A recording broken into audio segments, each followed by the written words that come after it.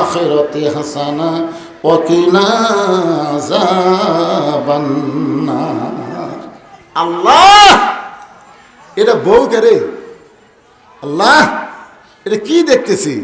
এইটা না আমার দুনিয়ারই জান্নাত। জোরে কর সুবহানাল্লাহ। এত কষ্টের মধ্যে আছে, তারপরে আল্লাহর কোরআন তেলাওয়াত করতেছে, জাতা ঘুরাইতেছে। আল্লাহ, যার দুনিয়া সুন্দর না হবে তার আখিরাত কোনো সুন্দর হবে না। এই ফাতেমার মতন বউ যে স্বামী পাইছে, আল্লাহ তার আখিরাতকেও সুন্দর করে দিয়েছে। এজন্য রব্বানা আতিনা ফিদ দুনিয়া হাসানা। দুনিয়াতে যদি বউ সুন্দর না হয়, বউ সুন্দর মানে ঢপা সুন্দর না, এটি ঢপের কথা আসতেছে না, এটি চেহারার কথা আসতেছে না, এখানে চরিত্রের কথা আসতেছে। জোরে কথা বলেন। আপনার বউ যদি দুনিয়াতে ভালো না হয়, মরে গেলে আপনি ভালো জায়গা পাবেন না, পাবেন না। দুনিয়াতে আপনার বউ মার্কেট মারে, আপনার বউ ঝগড়া করে, আপনার জোরে কথা বলে, এমন কতগুলো বাড়ি আছে ওই বাড়ির ধারতে গেলে মনে হচ্ছে এই বাড়ির মরদ মানুষ মরে গেছে, মেয়ে মানুষের সব জেতা আছে। জোরে কথা ঠিক করে প্রত্যেকটা বাড়ির ধারতে যায় দেখবেন বাড়ির মরদ মানুষ আছে কিনা বোঝা যায় না, খালি মেয়ে মানুষের গলা রে, হায় হায় রে।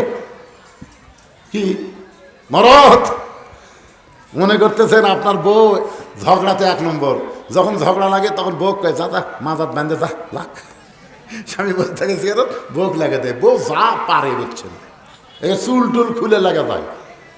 আমার মায়েরা শোনেন, হযরতের ঘরের মধ্যে লক্ষ্য করে আল্লাহর কাছে কাঁদতেছে আর বলে, আল্লাহ, যে বউটা আমার এত কষ্টের মধ্যেও তোমার কোরআন তেলাওয়াত করে আবার দুনিয়ার জাতা ঘুরায়, এমন বউটা পাওয়া হলো ভাগ্যের ব্যাপার। রব্বানা আতিনা ফিদ দুনিয়া হাসানাতাও ওয়া ফিল আখিরাতি হাসানা ওয়া কিনা আযাবান্নার। আল্লাহু আকবার। সঙ্গে সঙ্গে ফাতেমা জাতা ঘুরান বন্ধ, কোরআন তেলাওয়াত বন্ধ। কারণ স্বামী দরজাত আসলে আর জাতা ঘুরান কোরআন তেলাওয়াত চলবে? আপনাদের কি মনে হয়? আমাদের বউগুলা কি যেই মাত্র হযরত আলী দরজায়, সঙ্গে সঙ্গে ফাতেমা জাতা ঘুরান বন্ধ, কোরআন তেলাওয়াত বন্ধ করে খুব দ্রুত গতিতে এসে বুড়া আঙ্গুলে ভর দিয়া স্বামীর কপালে একটা চুমা খায়। সুবহানাল্লাহ। আলী বলতে যে, ফাতেমা, তুমি কোরআন তেলাওয়াত করলাম, তুমি জাতা ঘুরানো বাদ দিলে, আমার কপালে চুমা দিলা, কারণ কি?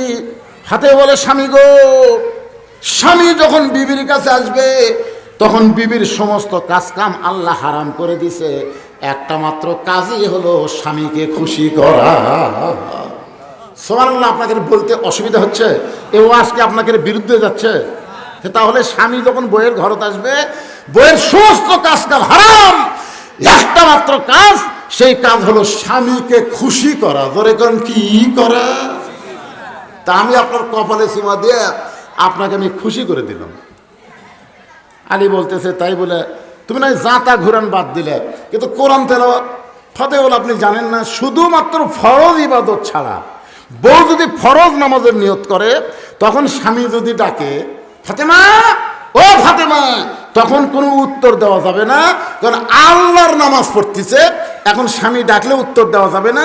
কিন্তু বউ যদি সুন্নত নামাজ পড়ে, নফল নামাজ পড়ে, কোরআন তেলাওয়াত করে, তখন স্বামী ডাকার সাথে সাথে সব ইবাদত বাদ দিয়ে একমাত্র ইবাদত হলো স্বামীর কথার জবাব দেওয়া। জোরে কোন সুবহানাল্লাহ।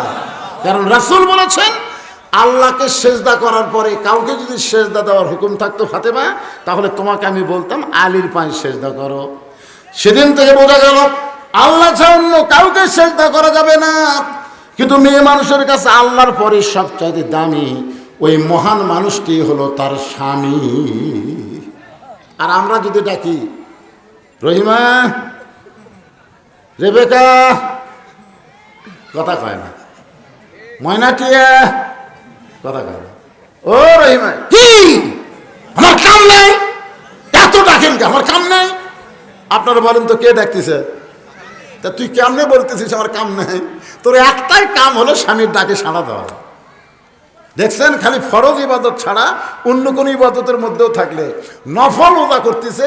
স্বামী যদি বলে শীতের দিন গো, রাতের বেলা সাহস পাই না, দিনে একটু খেলবার চাই, বউ কয় ওজা আছি, আল্লাহ কয় ওজা বাদ দে, ওজা বাদ দে, তোর ওজাকে আমি 1 পয়সা দিয়ে গুনি নেয়, তুই স্বামী খুশি কর যা। সুবহানাল্লাহ কর না কেন রে ভাইরা? এই শালি মেয়েরা জানে না দেখে এই খালি রোজা রাখে, এ করে সে করে। আরে পাগলি, স্বামীর গুরুত্ব বোঝো। আমার স্বামীদেরও ওয়াজ আসতেছে, বইয়ের গুরুত্ব কি সেটাও বলবো। আর আবার রাগ করে, খালি হুজুর এমন ওয়াজ করে, খালি স্বামীর পক্ষে ওয়াজ করে, বইদের পক্ষে করে না। আমার মায়ের একটু মনোযোগ দিয়ে শোনেন। ফাতেমা বলে, স্বামী গো, আপনি তো কোরআন তেলাওয়াত করতেছিলেন, এই কোরআন তেলাওয়াত বাদ দিয়ে আপনি আমার ঘরের মধ্যে ঢোকার কারণ কি? আপনি তো কোরআন তেলাওয়াত করতেছিলেন, কোরআন তেলাওয়াত করতে করতে কি আমার কথা মনে হয়েছে নাকি? আলী মুসকে মুসকে হাসে দিয়ে ফাতেমার কপালে একটা চুমো দেওয়া হলো, ফাতেমা আসলে তোমার কথা মনে হয়নি। তো তাহলে আপনি তো ওয়াজাতে ঢুকবেন না। আপনি এমন একজন মহান মানব, আল্লাহ নবী যখন মদিনার প্রেসিডেন্ট ছিলেন তখন হযরত আলী হচ্ছেন শিক্ষামন্ত্রী। জোরে কোন সুবহানাল্লাহ। তার মানে কি আপনি এমন একজন মহান মানব, আপনি তো ওয়াজাতে বইয়ের ঘরে ঢুকবেন না। আপনার ঢোকার পেছনে তাহলে কারণ আছে। বলে কারণ হলো তোমার হোসাইন, তোমার হোসাইন। যে বলছে কারণ হলো তোমার হোসাইন, সঙ্গে সঙ্গে ফাতেমা থর থর করে কাঁপতেছে। থর থর করে কাঁপার কারণ হলো আল্লাহ নবী বলেছেন, ফাতেমা, হাসান হলো অবিকল, আমি নবীর মতো। সুবহানাল্লাহ। আল্লাহ রাসূল কিন্তু মাঝে মধ্যে ফাতেমাকে বলতো, ফাতেমা, হাসান হলো অবিকল, আমি নবীর মতো। আর হোসেন একটু জেদি, এই জেদি হওয়ার কারণে আমি রাসূল হাসানের চাইতে হোসেনকে একটু বেশি ভালোবাসি। মা, তুমি তোমার হোসেনকে একটু খেয়াল করবা, তোমার হোসেন কিন্তু খুব জেদি। এই জেদের কারণে এক সময় হোসাইন নানা ধর্ম ইসলামকে রক্ষা করার জন্য ইয়েজিদের সৈন্যের হাতে জীবন দিতে অকাতরে দুনিয়া থেকে বিদায় নিয়েছে। জোরে কোন ঠিক কিনা? যেরকম সর্বোত্তম জেদ করেছে বাংলাদেশের 24 সালে আবু সাইদ, এটা একটা জেদ লয়? মার মার, ছোটবেলা আমরা মায়ের সাথে জেদ করতাম, মারো মারো, মা বলতে, মা তো খুব দয়া, যা মারবো না, যা মারবো না। যে ছেলে যত বেশি জেদ করছে বাপ মা তাকে তত বেশি আদর করছে। ধরে কোন থেকে না মাটি পড়ে যায়। আমি ছোটবেলা গড়াচ্ছিলাম, আমার এখনো মনে আছে। টাকা দিবেন না, একের গড়াগড়ি শুরু করে দিছি, 1-2 টাকা দেও রে। যে জেদ করতেছে, তা আবু সাইদ কিন্তু জেদ করছে মায়ের কাছে, বাপের কাছে করেনি, করেছে ফ্যাসিস্ট সরকারের কাছে। ধরে কর কথা মারো, তার মানে কি বোঝা গেল? ওর কি ভিতরে দয়া আছে? আর মারাই দিল। কিন্তু এই যে জেদ করার কারণে জীবন দিল, এই জীবনের বিনিময়ে এই জগদ্দল পাথরের মতন 41 সালের আগে নামাইকে ওদের আল্লাহ তাআলা একেবারে ন্যাংটা করে নামায়া দিল। কি জেদের দাম আছে না নাই? আল্লাহ রাসূল বলেছেন হোসেন একটু জেদি। ফাতেমা বলে, স্বামী গো, আমার হোসেন এমন কি করলো সেইটা করার কারণে আপনি কোরআন তেলাওয়াত বাদ দিয়ে ঘরের মধ্যে ঢুকলেন? আলী বলতেন, ফাতেমা কোনো চিন্তা করো না, তোমার জেদি হোসেনের হাতে এখন কোরআন শরীফ দিয়েছি। তোমার জেদি হোসেনের হাতে কি দিয়েছি? ফাতেমা মুসকি মুসকি হাসার বলে, ওই বাবা মা হলো সবচাইতে বড় ভাগ্যবান যার শিশু বাচ্চার হাতে থাকবে আল্লাহর কোরআন। সুবহানাল্লাহ। সবাই বলবি না তো? আকডম বাগডম ঘোড়াডম সাথে ঢাক ঢোলক ঝাঁঝর বাজে, এই মিথ্যা শিক্ষা এক বই দেখে পিঠ ব্যাকা হয়ে গেছে। বারে ক্লাস 2 এর ছাত্র এক ব্যাগ বইলে যাচ্ছে, মাজা ব্যাকা। কে রে, তোর ব্যাগের মধ্যে কি মাল আছে রে? হায় হায়, আইরাই টিয়ে লাই ভরা দিয়ে লালে গেল বল মাছে, তাই না থেকে ভদন নাচে। এই মিথ্যা শিক্ষা আপনার মাসুম বাচ্চার হাতে তুলে দিয়েছেন। আপনি মনে করেন না আপনি বাবা জান্নাত যাবেন। জান্নাত আপনার মায়ের বাড়ির মামু বাড়ি না, জান্নাত হলো একজন বান্দার ঘর। ধরে কোন কথা বলে? তা আপনি কি আপনার মাসুম বাচ্চার হাতে কোরআন শরীফ দিতে পারেন না?